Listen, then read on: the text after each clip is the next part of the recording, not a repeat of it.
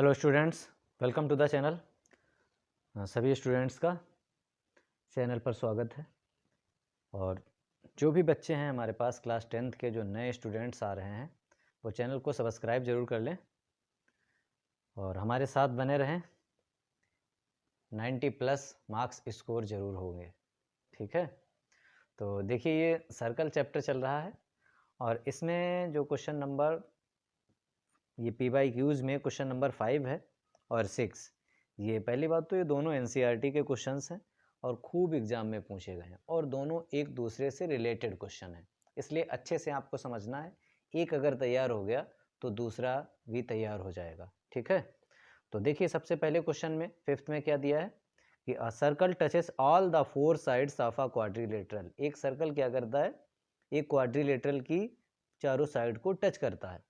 तो हमें ये प्रूफ करना है कि AB plus C D is equal to BC plus DA।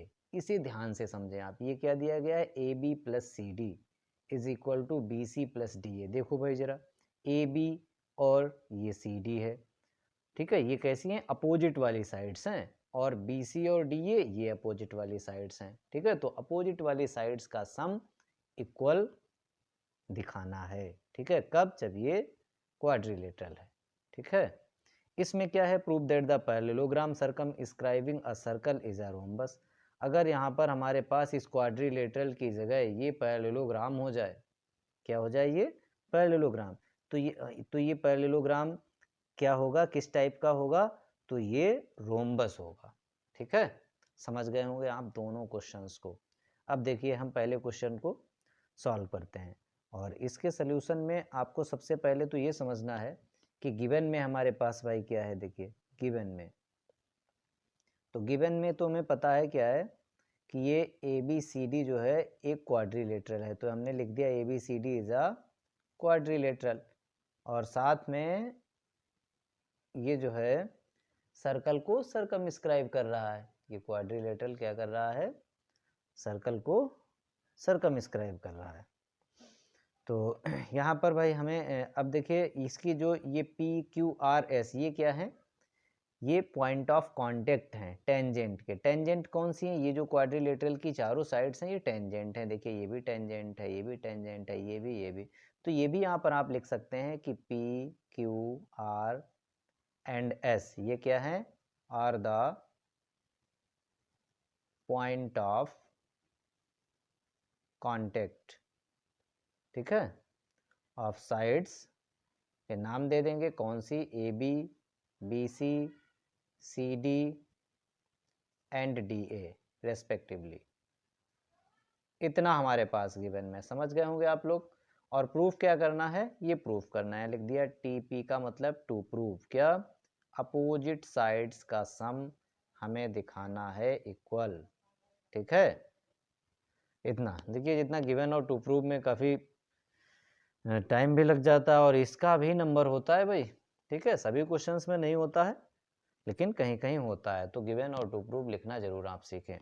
अब देखो, स्टार्ट करते हैं। क्या हम लोग जानते हैं कि जो लेंथ ऑफ टेंजेंट होती है फ्रॉम एक्सटर्नल पॉइंट, ये लेंथ ऑफ टेंजेंट इक्वल होती है, तो AP AS के इक्वल होगी, ऐसे ही BP BQ के इक्वल होगी, ऐसे ही CR CQ के इक्वल होगी, और DR DS के इक्वल होगी। ये चारों हम लिख देंगे, इक्वेशन बना देंगे और इन्हें हमें ऐड कर देना है, ठीक है। तो पहले, और इक्वेशन जैसे कैसे लिखना है ये भी अच्छे से आपको समझना है। देखिए, तो यहाँ हम लिखेंगे कि ये since AP is equal to AS, ठीक है, रीजन आगे क्या डालते हैं, length of tangent from point A, ठीक है भाई। A पॉइंट से देखिए AP और AS बराबर होंगे, ओके, इक्वेशन 1। ऐसे ही बिल्कुल हमारे पास देखिए BP, यहाँ लिखेंगे हम BP is equal to BQ, इसको दे दिया इक्वेशन 2। इसमें भी length of tangent from point B, ये B पॉइंट से है। अब देखो, CR is equal to CQ, CR is equal to CQ, तीसरी इक्वेशन। इसमें भी length of tangent from point C हो जाएगा।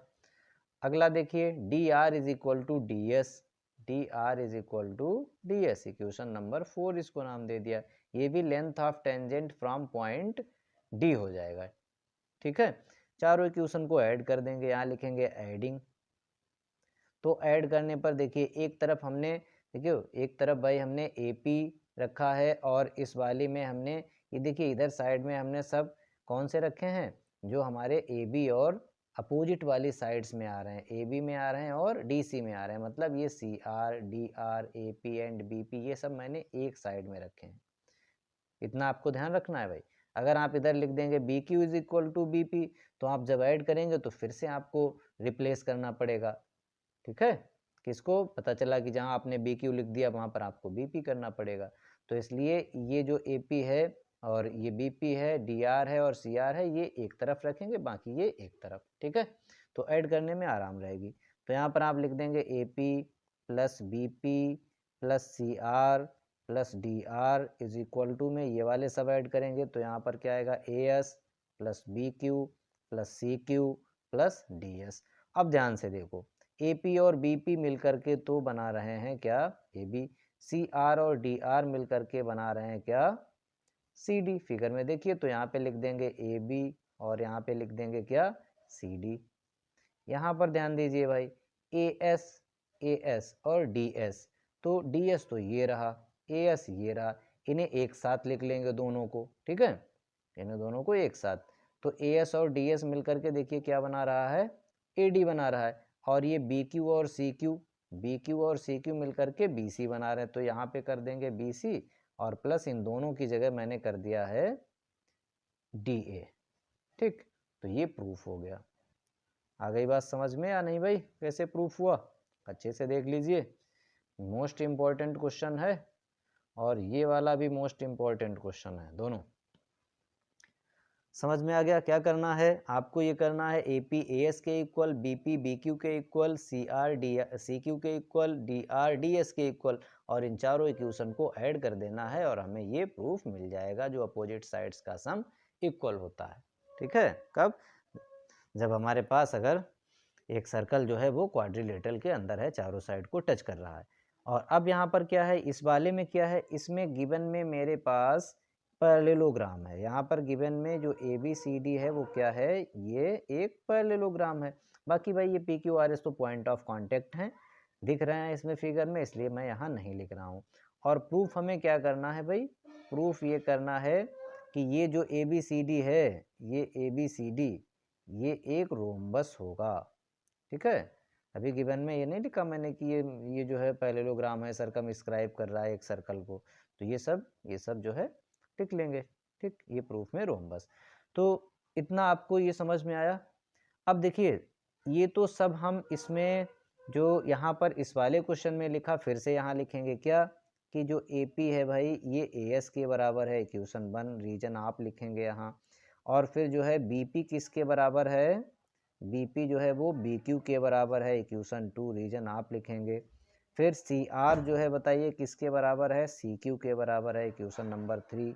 डी आर किसके बराबर है, डी आर जो है वो डी एस के बराबर है, इक्वेशन नंबर 4। रीजन आपको ही लिखना है कि length of tangent from point का नाम दे देना है। इन चारों इक्वेशन को फिर से हम ऐड कर देंगे, तो इन्हें ऐड करेंगे तो फिर हमें क्या मिलेगा, बिल्कुल इसी तरीके से ये हम लिखेंगे कि A P plus B P plus C R plus D R, और इधर साइड में आएगा क्या, A S plus B Q और प्लस सी क्यू और प्लस डी एस। ठीक है, तो यहाँ देखिए ए पी और बी पी मिलकर के क्या बना रहे हैं, ए बी बना रहे हैं, ये दो साइड मिलकर के, ये सी आर डी आर मिलकर के, सी आर और डी आर ये मिलकर के क्या बना रहे हैं, सी डी। इधर देखिए बी क्यू और सी क्यू मिलकर के भाई क्या बना रहे हैं, बी सी, और ए एस और डी एस मिलकर के क्या बना रहे हैं, डी ए। तो यहाँ तक तो देखिए बिल्कुल क्वेश्चन नंबर 1 की तरह हुआ है, सेम, कोई चेंज आया, बस क्या है अब आपको ध्यान देना है।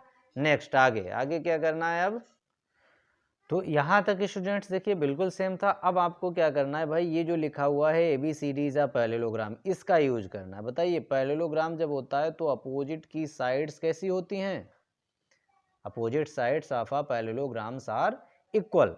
तो यहाँ पर जहाँ ए बी लिखा है ए बी ही रहने देते हैं, और इस सी डी की जगह भी हम ए बी कर देंगे। ठीक है, क्यों?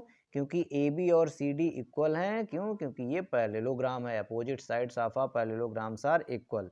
इधर देखिए बी सी को बी सी ही रहने देते हैं और डी ए और बी सी इक्वल होंगे, तो इस डी ए की जगह भी हमने बी सी लिख दिया। ठीक है, तो ये क्या हो गया, 2 टाइम्स ए बी हुआ। इधर क्या हुआ भाई, 2 टाइम्स बी सी हुआ, 2 कैंसिल हो जाएगा। ठीक है, तो A B is equal to क्या आ गया, A B is equal to B C आ गया। इसका मतलब क्या है, ए बी और बी सी, देखो A B and B C ये क्या है, ये एडजेसेंट साइड्स हैं किसकी, पैरेललोग्राम की। ठीक है, यहाँ पर हमने क्या यूज किया, इस रीजन को आगे लिख लेंगे हम लोग। यहाँ पर क्या लिखेंगे कि since A B is equal to D C, और साथ में क्या लिखेंगे, B C is equal to D A या ए डी। क्यों? क्योंकि ये क्या है, ये अपोजिट साइड्स ऑफ पैरेललोग्राम है, इसका हम लोगों ने यूज किया है। ठीक है, कहाँ पर, इस स्टेप में लिखेंगे हम, यहाँ पर यूज किया है इसकी जगह, इसकी जगह। ठीक है, तो ये नीचे वाली लाइन में हम इसको लिखेंगे। अब यहाँ से क्या प्रूफ हुआ, एडजेसेंट साइड्स अगर इक्वल हो जाती हैं किसकी, पैरेललोग्राम की, तो क्या हो जाता है, पैरेललोग्राम रोम्बस हो जाता है। यहाँ लिख देंगे इसके बाद में hence ABCD is a rhombus. ठीक है, ये बात आपको समझ में आई या नहीं, कि अगर पैरेललोग्राम की एडजेसेंट साइड्स इक्वल हो जाए तो रोम्बस हो जाता है। देखो भाई, पैरेललोग्राम की अपोजिट तो पहले से ही बराबर होती हैं, ये वाली तो इसके बराबर है, ये इसके बराबर है। अगर ये एडजेसेंट पास पास वाली बराबर हो जाएंगी, इसका मतलब क्या है, ऑल 4 साइड्स आर इक्वल। ठीक है, तो इतना ही क्लियर है कि एडजेसेंट साइड्स इक्वल हो जाती हैं अगर किसी पैरेललोग्राम की, तो वो पैरेललोग्राम रोम्बस हो जाएगा। थैंक यू स्टूडेंट्स, चैनल को सब्सक्राइब जरूर कर लेना। ओके।